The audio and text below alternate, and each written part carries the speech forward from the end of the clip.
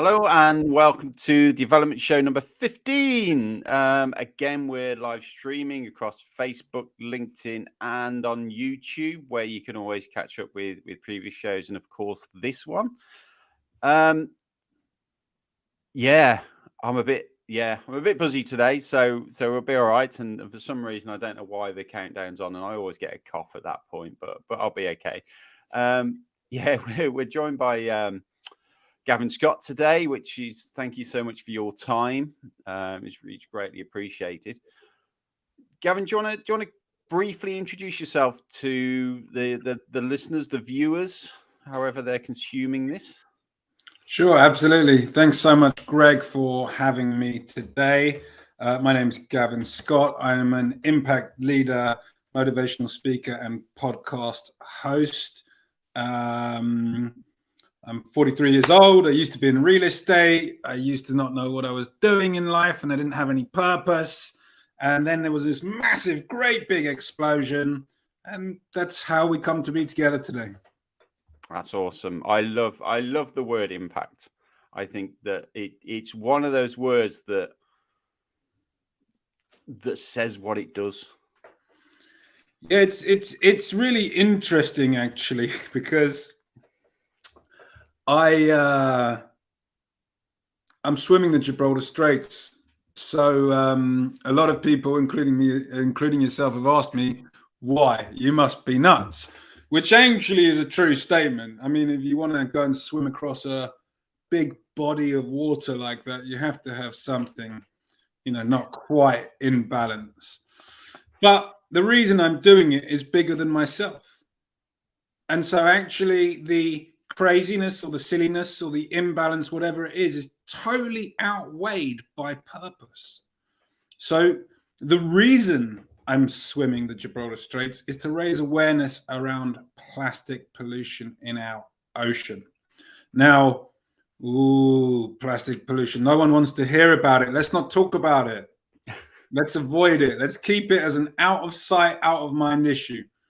You can keep it out of your sight. You can keep it out of your mind, but actually it's in our ecosystem. You eat it. You consume microplastics every single day. So you can choose to ignore it or you can choose to do something about it. It's about as simple as that. And I chose to do something about it, Greg. And I very quickly realized that I couldn't go around being the plastic police. If I was going to raise this awareness, people have got no respect for the plastic police. It's like, don't tell me what to do. I'm my own person. This is my life. I can do whatever I want. That's,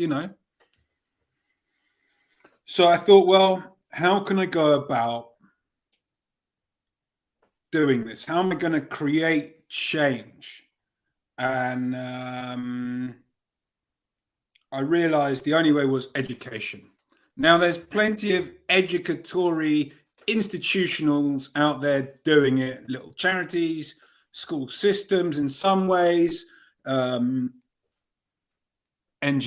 etc.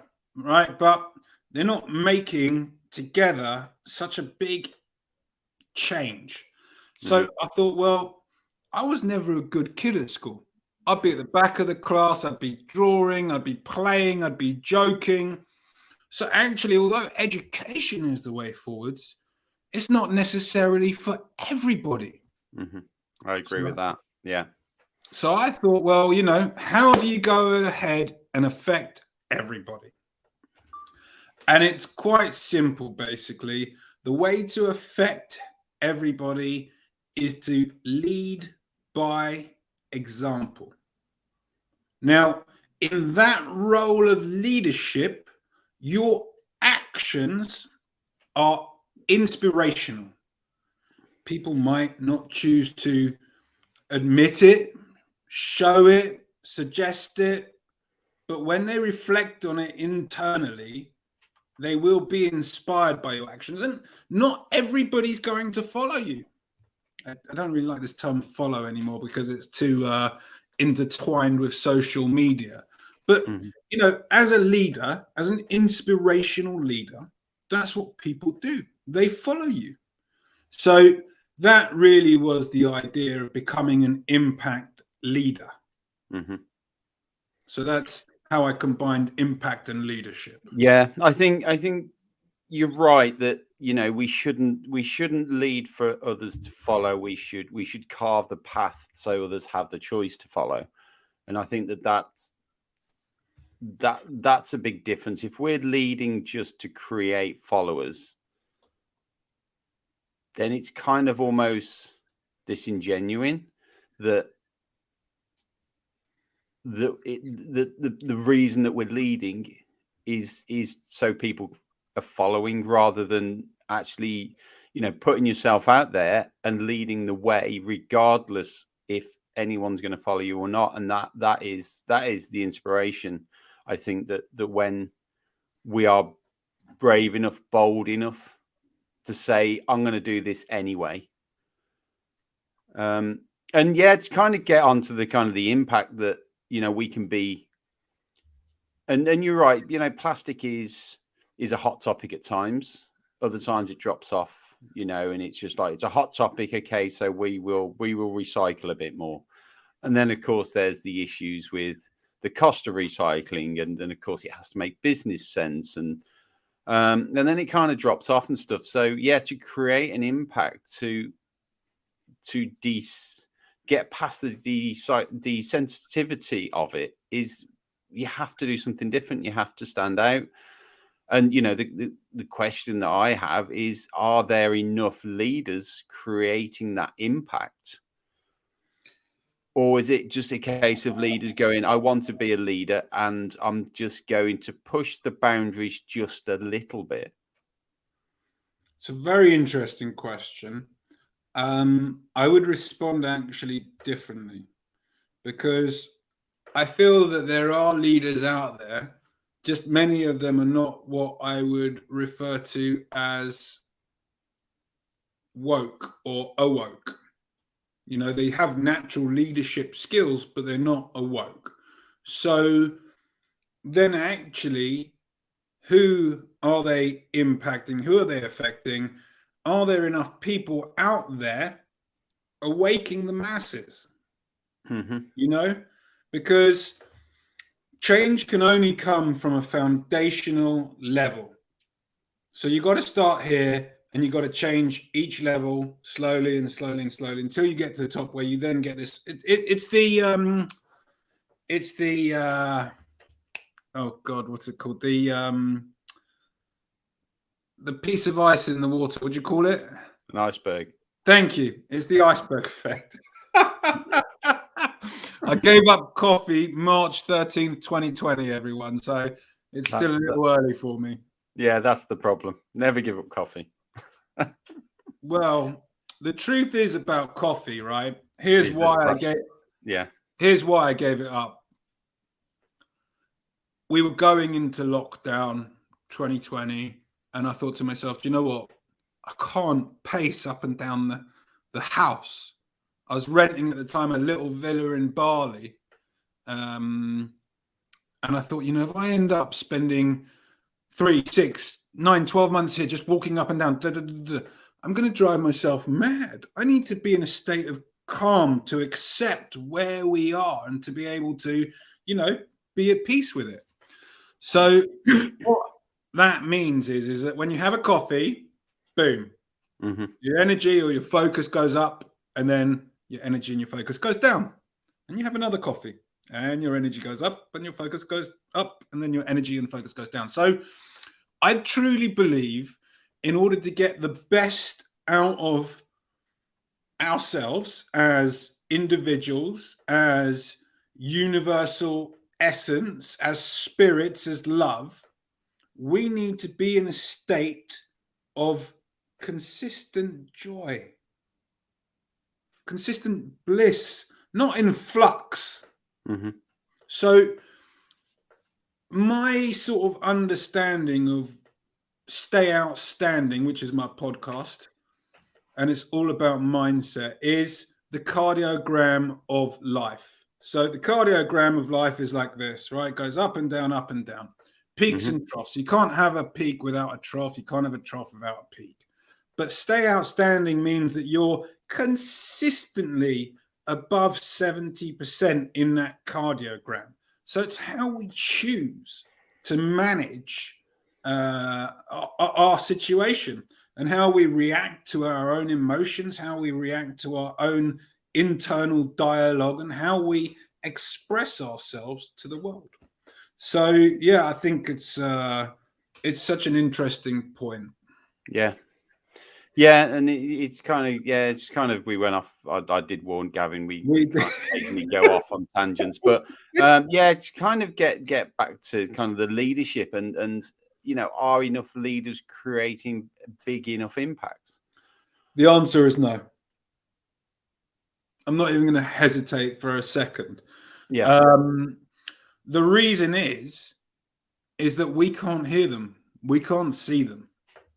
So they might be doing things, but things that we can't see or hear. So what that then transitions into is the out of sight, out of mind principle again for the people that they're trying to affect. So it's really important as a leader to be seen and to be heard, because otherwise we could almost change leadership for management. Mm-hmm. I'm writing my own autobiography. It's called Leading from the Front. I truly do understand what leadership means. And I think whilst a lot of people consider being leaders, they're more managers than leaders.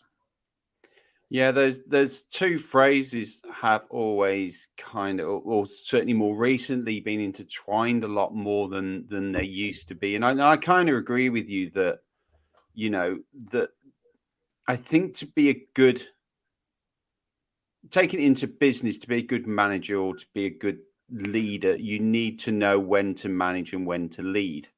But I agree with you on a good point that a lot of people say, well, I'm a leader. And actually what you're doing is good management. And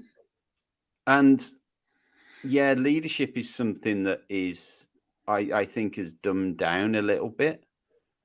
I remember, many years ago that the word leader, or certainly the people who were leading, were the people who were at the forefront of their industries or their profession.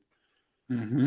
And they were making the difference. I mean, if I don't want to get into politics, and I'm not going to, but when you looked at the government, the leader was the prime minister, because they were out there and they were pushing it. Where I think very much now politics is more collaborative. Mm-hmm. So I'm brushing on the edge of politics, and I'm not going to get into this, but you can name prime ministers, and growing up in the UK and the age that I am, the one that obviously stands out is Maggie Thatcher. Now, she was a leader, like her or hate her, agree with her or not, she led. And now people seem to vote more on a party front than they do on who's leading. The person leading might mean that you don't vote for the party, but you're voting for the party. And I think this is where it's kind of dumbed down a bit, and certainly in business as well, that people say, oh, he's a good leader, but actually, is he just managing? Is he just knowing how to manage his team? So I'm going to help you here, Greg, and steer us slightly away from the political arena. I think we can have that conversation another day or behind the scenes. And for anyone that is watching and I'm making funny faces, I do apologize. I came off my motorbike yesterday, so I just got a bit of a grazed knee, so I'm trying to get comfortable. I think a better example would be somebody like Captain Scott of the Antarctic. He was a true leader. He led people to places that nobody had ever been before. Now, who was the manager on that ship? Well, there were probably several managers, but it wasn't him. He was never, kind of going down into the different rooms and saying, you do this and you do this, and, make sure we've got this ammunition ready, etc., etc. He'd be at the front looking overboard, trying to see and spot signs of life or birds or land or whatever it was, or be behind the big wheel steering the boat. So, I think that's a slightly better example of leadership. It's obviously not so applicable in the modern day today, but I like to really highlight character when we talk about leadership, because there's a massive, massive difference between a leader and a manager. A manager can be intellectual. A leader has to be instinctive and intuitive. There is no other way. They are two big separations of the job tasks. So how does, if someone's watching this, or kind of is considers himself to be a leader, or wants to kind of become a leader into leadership roles, and I think you mentioned that kind of influencing is not the same as leadership. And we'll get onto that a little bit, I think. But how do we start to go and create the impact? I'm guessing that it comes down to the way that we see things, the way that we view things, the I suppose the passion, but being brave to put ourselves out there. Yeah, I mean, look, for anyone that wants to become a leader, the answer lies in what type of a leader do you want to become? What is your objective? What is your goal? What is your ambition? Okay, so for instance, let's take mine. I want to see less plastic. In fact, ideally, I'd like to see the cessation of plastic manufacturing.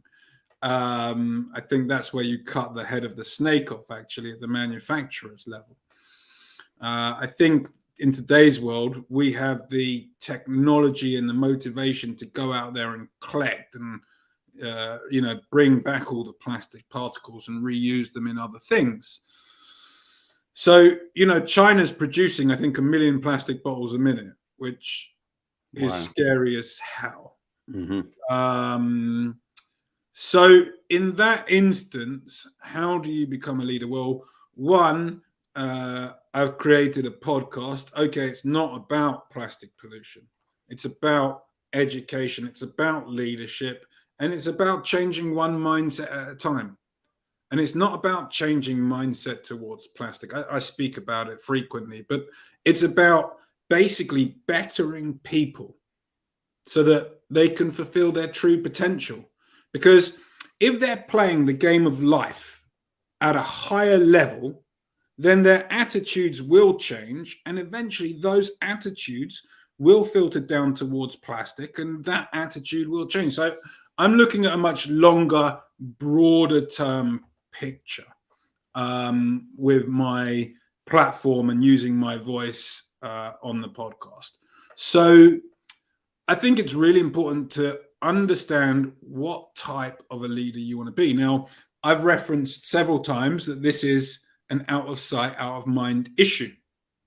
So I have gone down to the recycling bins, and I've collected these like big, I think they're 8-liter water bottles that they have here in Spain that everyone buys. And I've saved them up. I don't know how many I've got. I think I must have 30 or 40 of them. But I want to basically have enough for a family or an individual for, say, a month, maybe 3 months. We'll have to see how many bottles and the maths works out. But my plan is to go to the town centre or the city centre and tie these bottles up and put the put them on my belt, effectively around my waist. They weigh nothing, right? So even if it's 30 or 40, I'll be able to pull them on my belt and walk around with a sign that says something like, I haven't got the exact wording yet, if your plastic rubbish, refuge, would follow you around, would you keep adding to it? And just walk around the town like that. Because what's going to happen is people are going to like, look, people aren't going to be able to help not looking. You see some guy walking through the middle of town with plastic bottles. What's going on here? So I'm not there saying, oi, don't use plastic. I'm not there saying, let's campaign for the cessation of plastic manufacturing. I'm saying, here is an idea, an issue. It's your choice if you choose to acknowledge it. How do you choose to acknowledge it? And what do you want to do with that information that you acknowledge? So it's a very subtle way of getting through to people's subconscious. And what it's doing is specifically bringing the out of sight, out of mind principle into sight.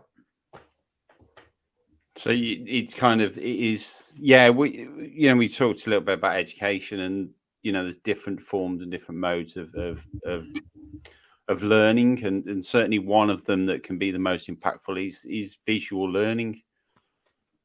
I agree, absolutely. I think we can all admit that the education system is somewhat broken, and it still revolves around a system that was created over 100 years ago. I've done an episode with a lovely girl, Nikki Wegloop, who has an NGO called Mimona. That's Hawaiian for My Ocean. And she's regularly doing beach cleanups and organizing them, and, has little trays where she helps identify the different particles of what they're collecting. And she's created a course or a software to go into local schools, and they're petitioning or speaking with local administrators or governors to try and get this into more and more schools. So, that is a great example of young leadership and taking action. I think leadership is all about taking action. You can have the greatest thoughts in the world. You can pen them or not, but if you don't take action, they're absolutely meaningless. Yeah, I think also, what gets misconstrued is the fact that people will say that to be a leader, you do need to have people following you, but that's not always the case. So there's various ways that we can equate this, right, or use analogies. The first one I'm going to use is a single drop of snow. It collects at the top of a mountain. Nobody believes in it. Nobody even really knows its whereabouts, except for the single piece of snow. But as more snow collects around it and it gains height and weight, it begins to roll, and it gathers and becomes into a ball. And then it becomes into this massive, great big thing that eventually perhaps could become an avalanche.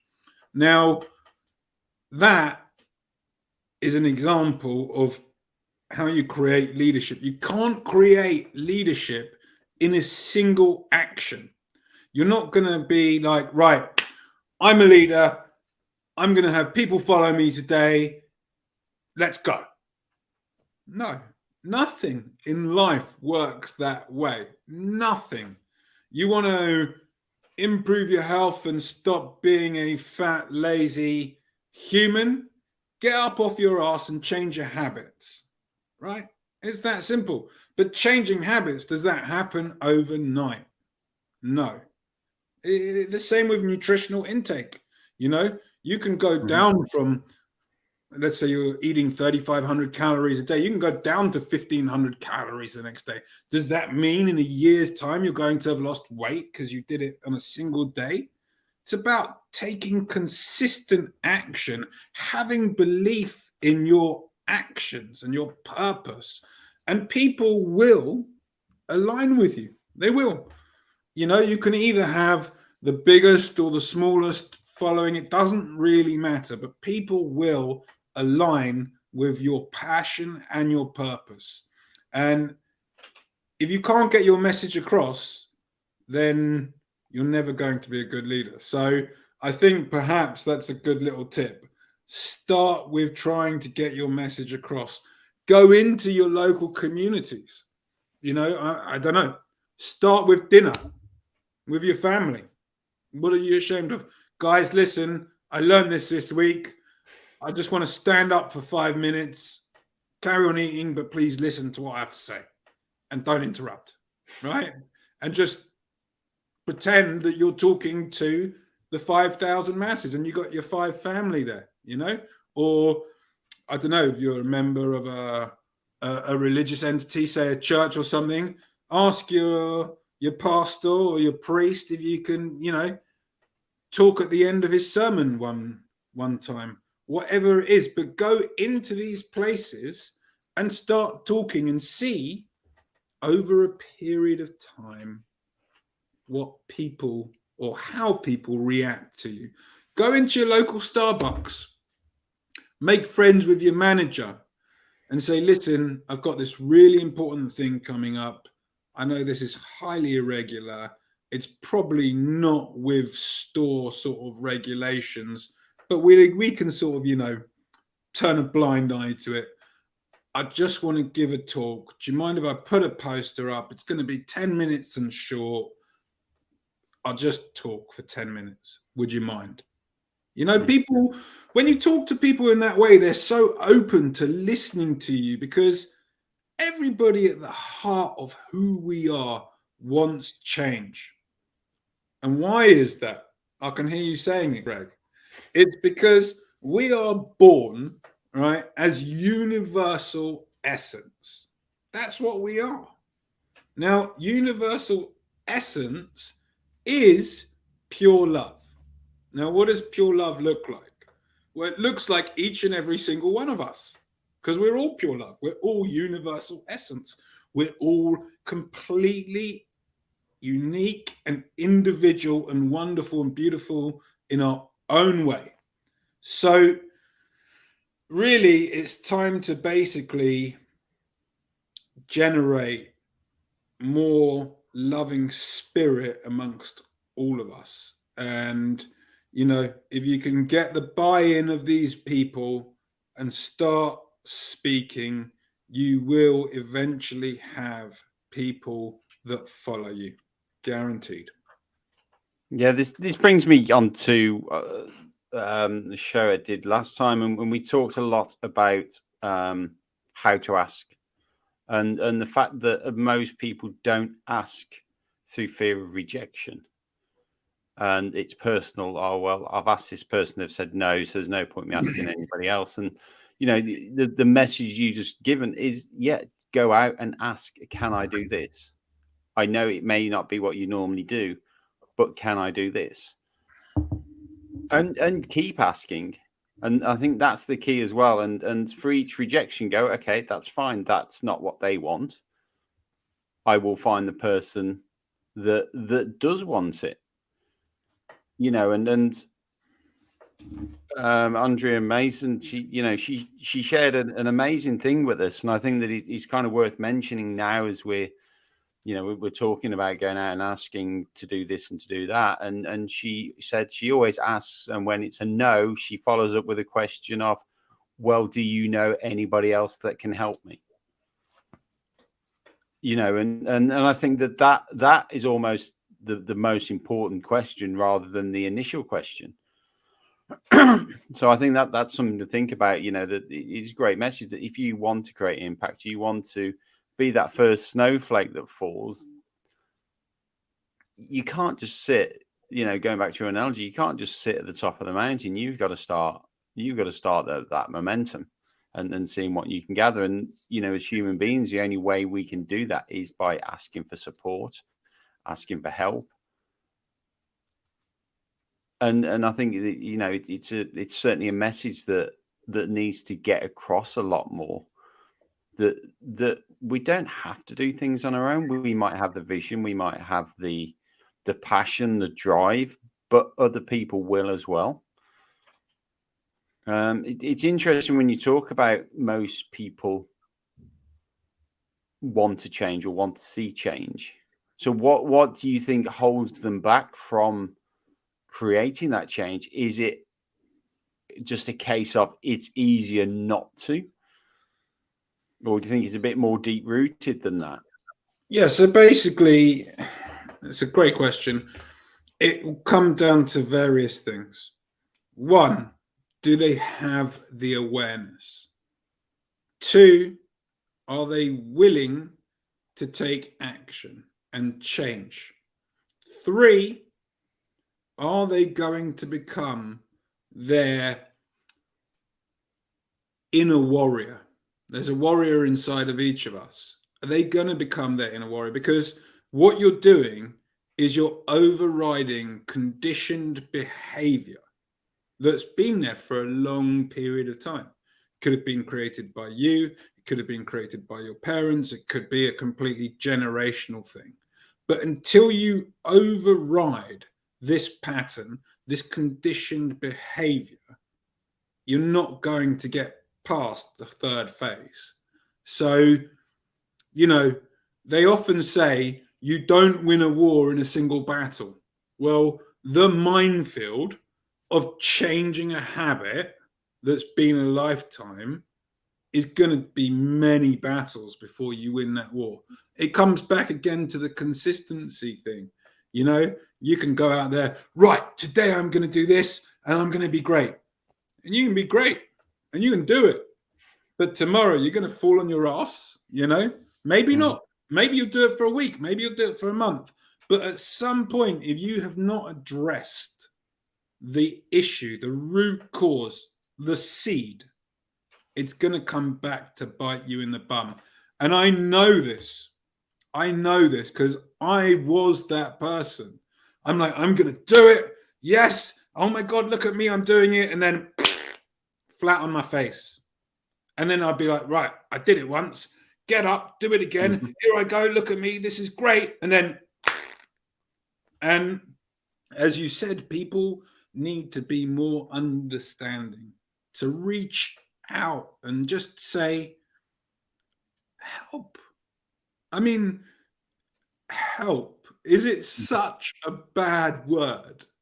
Like when I started my coaching business, I was so inclined to call myself the coach's coach because all the coaches in the world, even the best coaches I know, from time to time, they need to give their ear to the mouth of another. They need to hear something because they can't see it. And as coaches, we can work on things and we can be so intuitive and aware and we can see things that others can't. But sometimes we can't see in front of our own nose. There's a block there. And it doesn't matter what your credentials are, how long you've been studying mindset, how long you've been coaching, what your experiences were. That is a fact of life. So, the best coaches I know are like, hey, listen, love to reach out, schedule a call. Maybe we can give each other 30 minutes of our time and just talk through what's going on right now. And in that 30-minute exchange, they get so much value that just goes whoop, because they can't see it, but the other coach can, and boom, before you know it, you're set free. Whereas the difference with other people that aren't coaches are they don't ask for help and the block stays right there. Now, you can get around this, sure, but it comes back always. So, yeah, I totally agree. People need to reach out more often. If you don't like the word help, I don't know, say, I really feel like I could be better. There's something I'm missing. Would you help me find it? You know, just whatever it is, however you want to phrase it. I don't know. Approach Greg, approach me. Like, we're not here to try and get you guys to come into our community. I mean, we'd like you to, of course, but we're not, you know, this is not a money hook. This is not a money thing for us. This is a passion game. And before I even think about money, I'm here to help. I'm here to serve. I want to see the level of people playing the game of life at a much higher level. That's why I do what I do. So reach out to Greg or I or somebody else that you trust and improve your own lives. Yeah, I think yeah, there are connotations and still stigma around the word help, that it's showing weakness, that you shouldn't need help to do things, that you shouldn't, and it's a weakness. And kind of the way that I kind of look at the word help and the kind of the reframing of it is saying, I am here now. This is where I am. For me to go further, I need some help. It's not that I failed. It's not that I'm weak. It's I think it's admitting that you don't know everything, and that other people actually know more than you do about certain things. And it's such a fascinating word of why we're scared of asking for help, or we don't fully ask. So, and what I mean by that is, you might have so if we take management, and you're managing a team and your team's not performing, rather than say, I need some help with understanding how to make this team perform, we minimize it and say, I have a problem with one person. This person isn't performing. How do I manage this person? Where actually,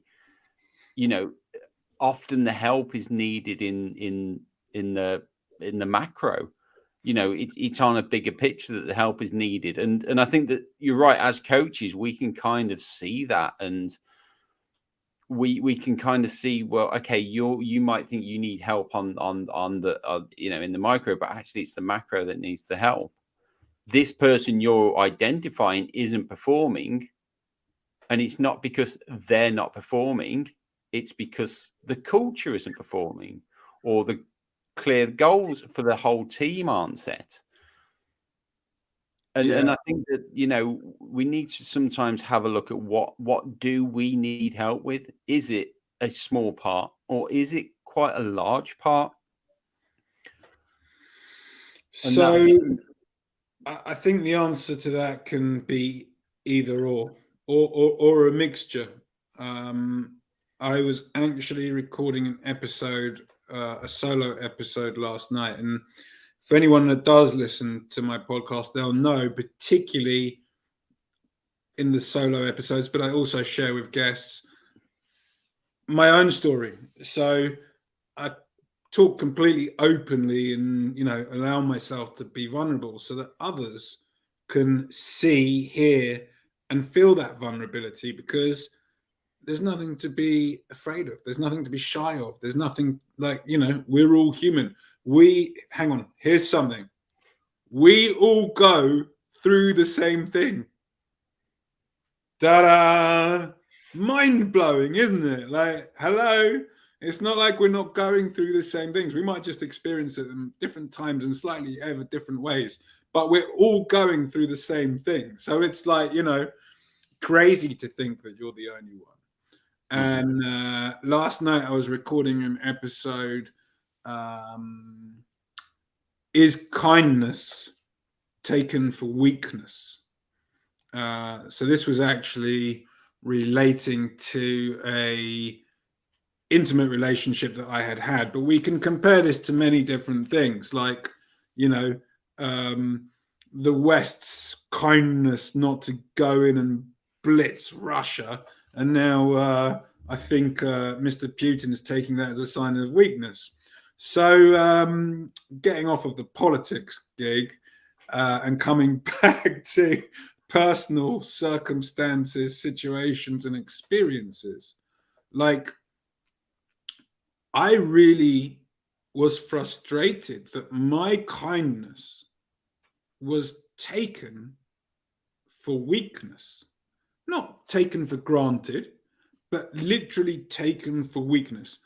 I was seen as a weaker male for being kind. Mm-hmm. And do you know what that evokes in my body, my heart, my mind, and my spirit? Well, if I let it, it rages, right? And that's the point, is that most people will get to that stage. If they have the awareness, they will get to the rage, right? Mm-hmm. Whatever it is, fire, anger, bloodshed, whatever you want to see or feel, right?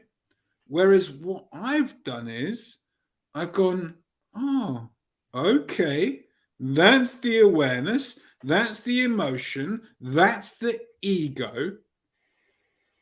I'm being seen as weak. Mm-hmm. I'm laughing it off. Why am I laughing it off? Because being kind is not a weakness. Being kind is the ultimate strength. It's the ultimate demonstration of pure joy and happiness and love. Let's talk about all the great leaders in this world that have demonstrated incredible kindness. Mm-hmm. Mother Teresa, Nelson Mandela. Who else is there? There's thousands of them. Yeah, we've got. I think Gandhi would have been a really good example of leadership when I was talking earlier, and I went down the other route. But the Dalai Lama. Yeah. You know, his people were persecuted, but he still decided to treat China not as an enemy, but as a friend. Mm-hmm. Yeah. Yeah, no, I completely relate to that. In my career, kind of been in and around the West Midlands for most of my career, and working in manufacturing, production, and you can imagine that a lot of companies are still very old school, and certainly when I was growing up, that you ran a company through fear. And it was like, if you were a manager and you weren't feared, you were weak. You weren't a good manager. And I faced this when I was in management, and I got accused of being weak. I got accused of not being able to have those difficult conversations. I got accused of all sorts of things because I didn't believe in managing through fear. And I was seeing, this kind of the same way, that it was seen as a weakness. But my teams actually outperformed other teams because there was an issue. I didn't go in and rant and rage and bring up all these emotions that you've talked about. I said, okay, let's sit down and talk this through. What are the blocks? What are your blocks? Why are you not performing? What is stopping you performing? And let's try and solve those blocks. And it was such a new concept in a lot of the businesses and the companies that I worked in, that it didn't sit well. But yet the performance improved, attendance improved, retention improved. And it is a strange, and relationships improved.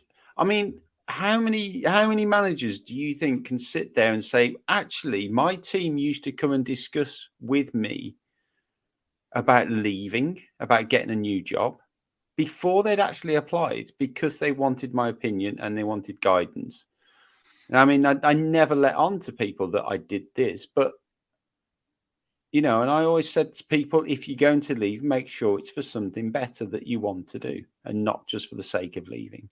That was always my advice. And quite often people would then come back a week or two later and say, I've thought about what you've said, and I think that I want to leave just because I want to leave, and that's not really the reason to leave, is it? And I said no, and a lot of people actually then stopped. So through kindness, which was seen as a weakness, you know, the hard line is, what do you mean you want to leave? If that's how you feel, pack your stuff up now and get out. You're replaceable. But from the kindness aspect, you know, people actually went, actually, I've thought about what you're going to say. I'm going to stop.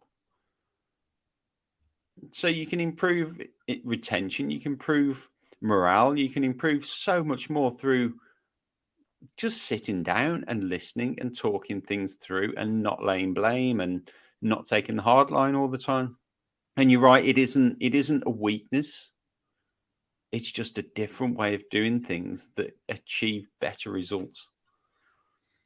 Yeah, look, I mean, absolutely agree with you, and I think the main thing here is, who are you? Do you know who you are? Like, have you spent the time exploring deep within? Like, you know, maybe there are some people thinking I'm talking too spiritually and whatever, but guys, wake up. Like, life is about the relationship you have with yourself. And if you can't be kind to yourself, you can't be kind to others. So we're talking about sitting down and having a conversation with your colleagues. Let's say I'm in turmoil right now. I don't know what to do with myself. Let's just have a conversation. Sit in front of a mirror and be like, so what's going on at the moment? Oh, well, you know, I don't really feel like talking, but I'm just stuck at work. It's not really happening. I'm not getting the results. Oh, well, why aren't you getting it? Well, you know, I'm not really too sure. I've been putting in extra effort, but people don't seem to be paying attention to that. Oh, so you're not feeling validated because people aren't paying attention to you.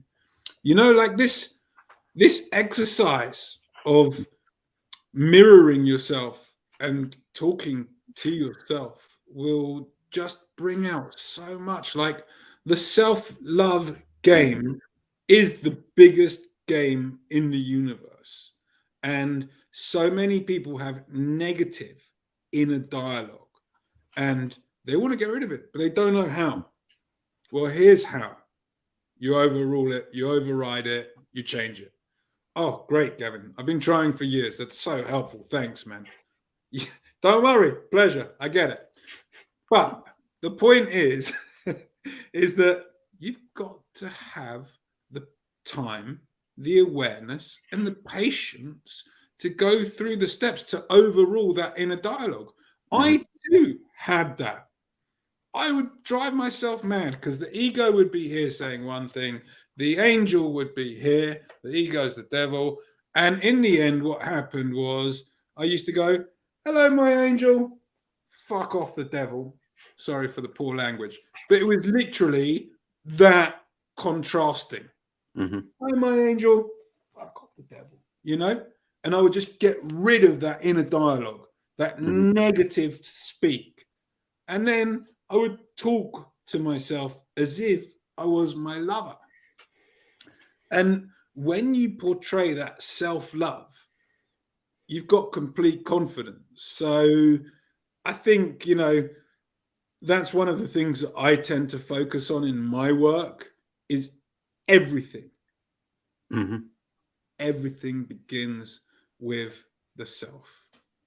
Yeah, it's funny. I'm laughing because I was working with a client and not a few days ago, and this was what you were talking about was something that we did, and it kind of reminded me. So there's something that I do that I teach people, because when I coach, I also like to kind of educate people so they got that self-help. So when times are, you know, a little bit tricky and, you know, they can actually rely on themselves a little bit more. And one of the things I kind of use is, I call it the 5 whys, but it's at least 5 why. And it was what you were kind of talking about a little bit. So say yeah, I'm not really succeeding at work. I'm not getting it. Why don't you think that's happening? And it's asking why at least 5 times to get to it. So yeah, you can say, yeah, I'm putting these extra hours, no one's noticing. Why aren't they noticing? Or why do you feel the need for them to notice? And then, like you say, you can get down to the validation. Then it is, why do you feel you need external validation? And it's constantly saying to yourself, and one of the things I get clients to do, and this is something that I do myself when I'm faced with issues, or I'm faced with kind of heightened bad emotions, is sit down and go, right, I'm going to write down in my head, actually physically write down what is going on, why is this a problem, and keep going and keep writing down why this, why that. And eventually you get down to the root cause of what it is. So you might be putting in those extra hours at work, not because you want to succeed at work, but you want the validation. You want to be noticed. You want to, because you're not getting that somewhere else. And actually, it might be you're not getting it off the person that you want it from. And we can talk all day about whether we should have external or internal validation, and the pros and the cons, and we should all be islands. But, the truth is, we're human. And let's not forget that we are human. And yes, it's nice when someone pays you a compliment. Do you need the compliment? Some days I would say, yes, you do need that compliment. Gavin, you're looking really good today. And you go, I really don't feel it, but thank you for saying it. Thanks, bro. And then some days I go, Gavin, you're looking, that black top really, really brings out the color in your eyes. And you go, actually, I do feel really good today, but and so some days you need the validation, but some days you don't. And it's because we're human. And yeah, kind of saying I'm not being noticed at work might mean actually I'm looking for validation from someone in my personal life that I'm not getting, but it's manifesting in work. So what you end up doing is then changing jobs, and then still having that missing. It's still that empty feeling because it's not being fulfilled where it should be. It's really, really interesting. And there are so many simple exercises that people can do. And like you say, just keep having that conversation with yourself. Like at the end of the day, we are invested in ourselves more than we will ever be invested in anybody else. And Right. if we're not, we need to have a look at why. So I had someone on my show the other day, and they had paid a very valuable sum for some coaching. And within minutes, they saw things that they'd never seen before because I was able to see them. And like, that's the problem is with the work that you and I do, there's a lot of people out there that are sharks that talk a good game, but actually don't care. Like, I don't do this for the financial reward. I do this because I truly, truly care about the other individual. Now, I was speaking with someone, and we unraveled these things that they'd been trying to get over, and they were like, "How did you do that?" And it's so easy for me most of the time. The reason it's easy for me is because I have done the hard work. I have spent tens of thousands of pounds with mentors and coaches. I have spent hundreds of thousands of hours on webinars and seminars. I have done tens or hundreds of courses and filled out, different questionnaires and forms. But that's all in the past. We can't move forwards if we don't also take into account what is going on in the present. If we only look back, the furthest we can come is into line with ourselves now. Mm-hmm. But if we look back and we take into account what's happening now, we can change what's going to be in the future. So, for instance, we did this exercise, and this young lady was just like, "You've changed my whole future. Like, you've brought it into my view. Like, I can't believe I was so blind." Mm-hmm. And she was like, "How did you do that?" And I said, "Look, it's quite simple. You paid X amount for whatever course or coach, and you attended Y hours, and you got Z results, right? Here's the difference between you and I. I am a mindset educator. I study mindset. Now, I might not be an academic in society's way of looking at me, an educator. But for all intensive purposes, I am a mindset educator. So what does that mean? It means that I study mindset. Well, every single day, if you were to have a look in my calendar, you would see that I very specifically allow not 5 minutes, not 20 minutes, but 2 hours for my own personal growth. Now, in those 2 hours, I'm either listening to an audio and writing down notes, and if there's exercises, I'm doing the questions. I don't wait until later when I've got time. Everything else to me is irrelevant. I'm doing those exercises. I'm asking the questions. So, you want to make progress in your life. You want to make a change in your own self-development. You want to have a change in the relationship with yourself. What are you doing about it? Like, how much integrity do you have? Like, people think integrity is what other people think of you. But actually, integrity begins with an I. It's about what you feel about yourself. It's about the promises that you keep to yourself. And at the end of the day, I've done all of these hours. I do it today. I've got it in my schedule, man. Like, today, I am committed to my growth. I have integrity around my growth. So guess what?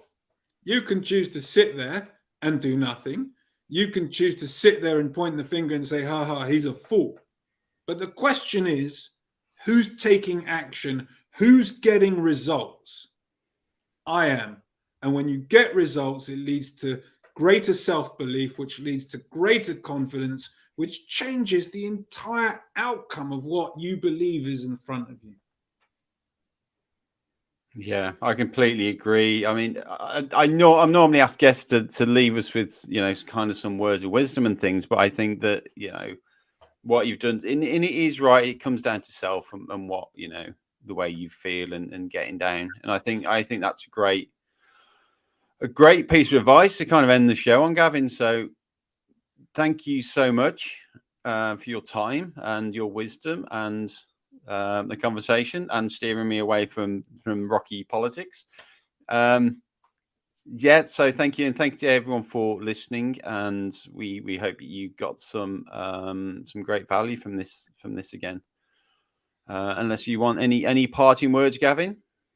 Well, it's just been great chatting with you, Greg, and guys, if you are listening, which obviously if you're hearing my voice you are, please do leave Greg or I a comment down below, a review, a like, a follow, whatever it is, because it's really important to us to make this impact. We're looking to help you guys, so I'm going to ask you to help us by doing that. So thank you so much for having me on the show, Greg, and I can't wait to see where your journey goes. Yeah, thank you so much, Gavin. And we will see you all very soon for the next development show. Yeah, as usual, any questions, if you want to get in touch with Gavin or myself, then please do reach out. Gavin's all over social media as well. So, but if you can't find him and you can find me, then I'm more than happy to pass details on. And it's just something that, like Gavin said, that we help each other out all the time, and that's so important. So yeah, thank you so much, and that's the end of another development show. And yes, we will see you next time. Thank you.